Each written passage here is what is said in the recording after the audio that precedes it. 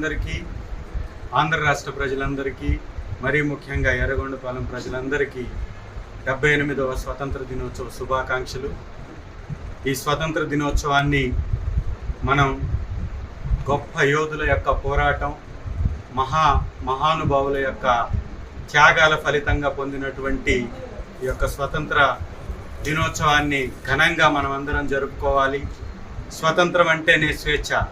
ప్రతి ఒక్క ఈ భూమి మీద ఉన్నటువంటి పౌరుడు, ఈ దేశంలో ఉన్నటువంటి పౌరుడు స్వేచ్ఛగా తనకున్నటువంటి అన్ని హక్కులను వినియోగించుకొని మన భారతదేశ సార్వభౌమత్వాన్ని, భారతదేశం యొక్క ప్రజాస్వామ్యాన్ని కాపాడుతూ ప్రజాస్వామ్య విలువలకి